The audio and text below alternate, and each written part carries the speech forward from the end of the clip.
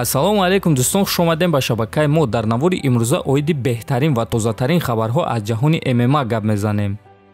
ташкилоти UFC барои муҳорибаи Конор Макгрегор ва Дастин Порие ҷангвари эҳтиётӣ кофта истоданд ва ҳозирашда онҳо дар ин кор танқисӣ кашида истоданд.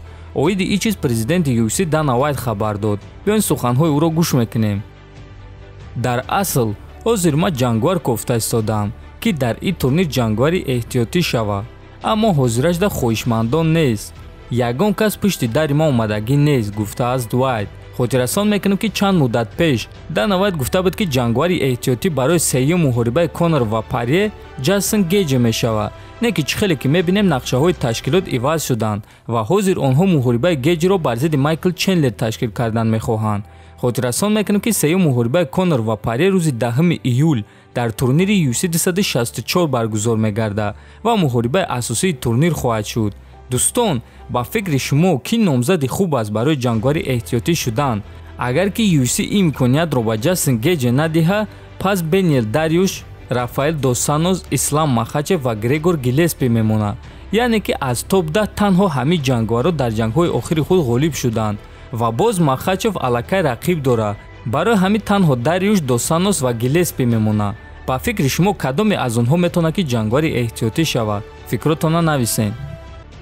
аллакай рӯзи 12 июн ташкилоти Open FC турнири калон мегузаронад ки дар муҳорибаи асосии ин турнир ҷангвари тоҷик Шараф Давлатмуродов бо ҷангвари бразилӣ Клебер Силва вохоҳад хӯрд.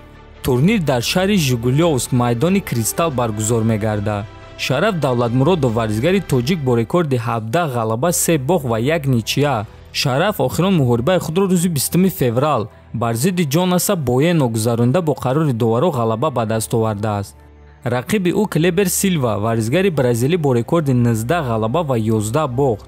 Силва охирон муҳорибаи худро рӯзи 20 январи соли 2020 бар зидди Густаво Душ Сантуш гузаронида бо тариқи нокаути техникӣ пирӯз шудааст. акнун Шараф ва Силва рӯзи 12 июн беҳтарини худро муайян хоҳанд кард ва албатта ки мо ба варзигари тоҷик Шараф Давлатмуродов ғалабаи дурахшон орзумандем ва дастболо шудани ӯро бесаброна интизор хоҳем шуд.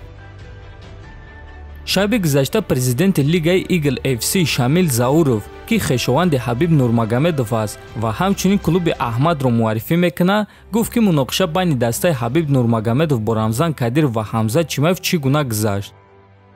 мо бо Рамзан Кадиров дар алоқаем, бо ӯ суҳбат кардем ва ин саволро маҳкам кардем.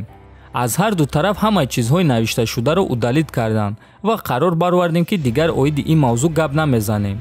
баъди оне ки Абубакар ба Ҳамзат ҷавоб дод, Ҳамзат ба ӯ ҷавоб дод. ҳамин гуна онҳо ба якдигар ҷавоб доданро сар карданд. ман ба Рамзан Ахматович занг задам, суҳбат кардем ва ин корро ҳал кардем ва ин саволро маҳкам кардем. Рамзан Ахматович фикри хича баён кард ва дар суханҳои ӯ ягон сухани бад набуд. аммо Ҳамзат албатта ки сухани зиёдатӣ гуфт. ӯ набояд ки чунин суханҳои дағалона мегуфт. не ки ҳамаи кор ҳал шуд. мо мардуми бародарем ва ҳамаи корро ба хубӣ ҳал кардем, гуфтааст Шамил. хотиррасон мекунем ки 2 ҳафта пеш Рамзан Кадиров дар пахши мустақими инстаграми худ Ҳабибро проекти UFC номид.